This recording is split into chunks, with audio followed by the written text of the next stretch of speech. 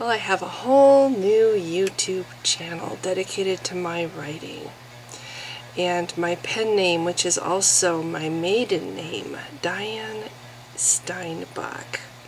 I thought I would go with that. It's my dad's name, and I've always felt a special place in my heart for my dad, who died when I was 6. And no matter where life takes me, I will always have that name. Now, Fadden is only my married name. I don't expect to ever marry again, but it just seems like a stupid idea to have a married name as my pen name. So, Diane Steinbach, that is my name I am the writer, the fantasy fiction writer, Diane Steinbach. And this is my YouTube channel, and I'm putting it together because I'm only now just a few months away from launching my book. I've been working, this is the second year, actually I think it's probably 2.5 years now, approximately, since I started trying to restore this book that was originally just, I had a, hang on a second, this was it, Song of Mornius, this was it, kind of a big thick binder full of chapters. And I had my map, I'll show you it. I drew this map probably 25 years ago. That's how long this book has been in the works. It was my baby for a very long time. And now the cat and the dog are going to go at each other. Isn't that great? Anyway, so that's what it was. I had it all on computer. I went through several different workshops. I rewrote it. I lost count how many times. And then I went through some really hard times in my life that just sucked my creativity dry. I had no inclination at all. It was hard enough just to get out of bed. So my writing, my hopeful ambition, my dream to become a writer just crashed and burned. And when my laptop, or I think it was my desktop, died first, I didn't even think about my book. It's like, well, that sucks. I didn't even go get another desktop. I got a laptop. And because the new laptop was better than the old one, I used the new one. I never really thought about my book. Long story short, when I climbed out of the rabbit hole, when I started feeling like, you know, I feel like expressing myself, I feel like creating, my thoughts went back to my book, and I went looking for it, and I found what I showed you, the paper version, the printed version, several drafts old. I mean, there had been far newer updates, but suddenly they were gone. They weren't on my computer. And I managed to find, I think I found 3 or 4 chapters on floppy disk. Remember those? Yeah, I think we're talking ancient. Okay, I found some chapters still on floppy disk. So I went to Best Buy and they converted them for me, and they put them on my new computer, my new laptop. So I did have a little bit of the the newer drafts. Long story short, I had to type these things back onto the computer, and I was reading the chapters online just to get reader input and to motivate myself to keep putting them on the computer, because it's really kind of boring to type out stuff that's printed. So anyway, so I did that, and I had to recreate the ending because that printed version I showed you is missing about 9 chapters, the last 9 chapters of the book. The end of the book was lost. So I had to recreate the end completely from scratch, reinvent the story more or less. And then I went back and I rewrote it, and I rewrote it. And fast forward a little bit, when I thought it was to the point that I couldn't really make it any better, I hired a line editor. That was about $2,000. And needless to say, the funds it was a strain on my budget. She gave me some excellent tips on how to make the book better, but then I still needed to hire a copy editor, because a line editor does not go through and tell you all the little mistakes, the punctuation errors, and all the things that, you know, you miss. So I hired a copy editor who went through it, and then I went through it and did all the edits. And then this same copy editor, I had her go through it again. So she went through, she caught some more errors. I went through and did the edits. So that's where I am right now. I have one other proofreader that's reading it chapter by chapter, catching things that the other lady missed. And I feel that when she is through with that, I will be publishing the book on CreateSpace, and it puts it out on various places like Kindle. Then there was the issue about cover creating. I have a friend who's also a subscriber for me of mine on YouTube, Paul Hoffmaster, who took a picture of a stone that he had that he thought looked a lot like the stone that I was describing Mornius to look like. So this was the original cover that I designed on CreateSpace with his stone. And there's the back. And there's, actually that's the spine, here's the back. See my little picture about the author and stuff about the book, okay? That was the original cover of Song of Mornius. And then the line editor showed me some books that are doing well that she edited for people on CreateSpace and Kindle, and they had something in common. They all had a really interesting cover.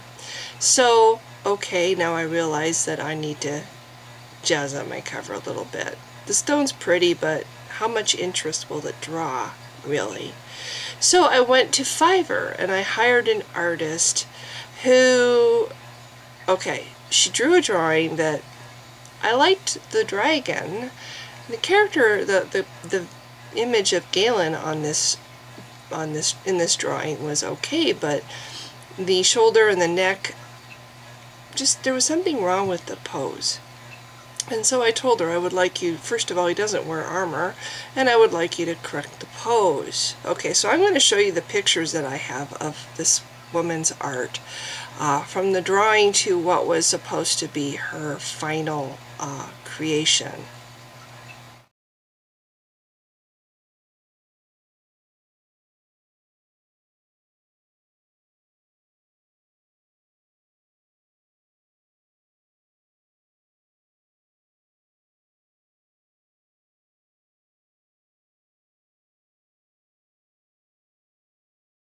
Okay, so I got this final picture, and I was still not quite happy with it because the pose still looked very awkward, and the character still had armor, and I put it up on Facebook to get my friends' opinions, and several people said, he doesn't, that's anatomically not possible, the pose that he's in.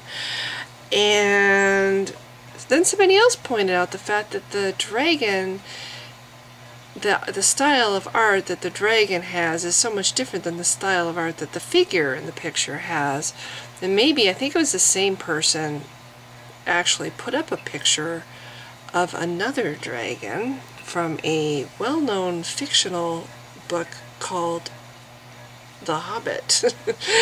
This was a picture of Smaug, and interestingly enough, the pose is identical to the dragon in the background of this picture. Check it out.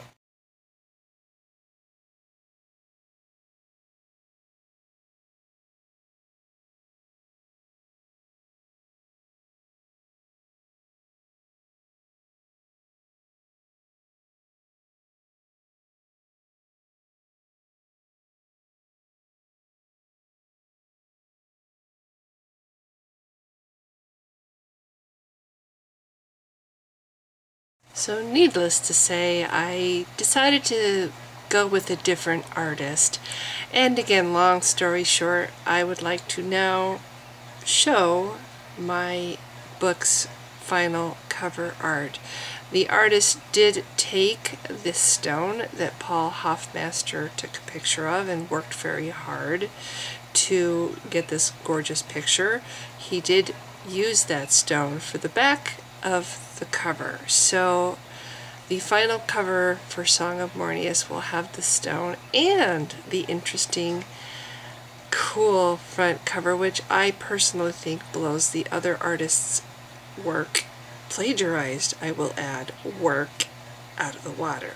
So here it is, my book's cover.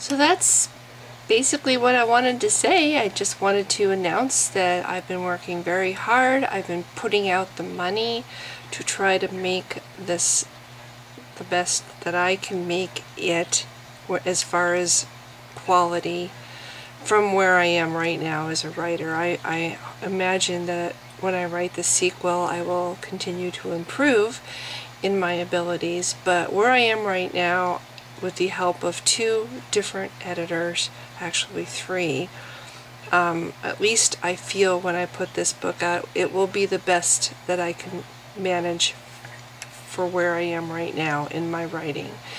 And I can't complain about that cover. I think the cover is absolutely gorgeous. The same artist who is making the who made, it's past tense, it's done, who made the cover for me, is also designing 6 illustrations that will go inside the book, depicting 6 different scenes in the book.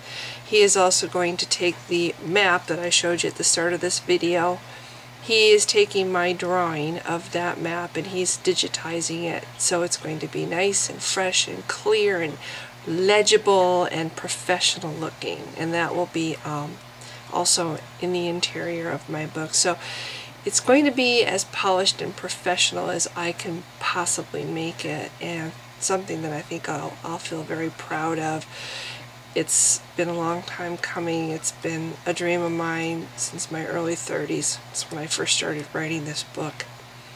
And at this point I just want to get it done so I can move on to the sequels and continue the Telenkai Chronicles, which I hope to have at least 3 books, if not more, in this series. So I'm very excited. This is a very exciting time for me, and I have a Patreon page specifically for my writing. I will leave the link below. So, you know, if you feel like supporting me in my endeavors or just following me on Patreon, that would be awesome. And if you know anybody who likes fantasy fiction, you know,